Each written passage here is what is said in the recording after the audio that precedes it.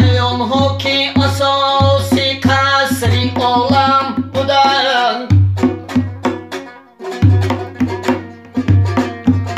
ای گل دست ولی با چشم پرنم بودند،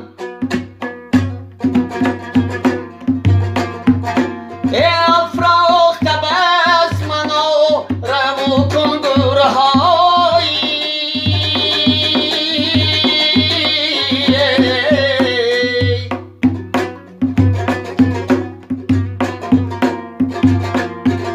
ای خود ساده و خاکسار و سرخم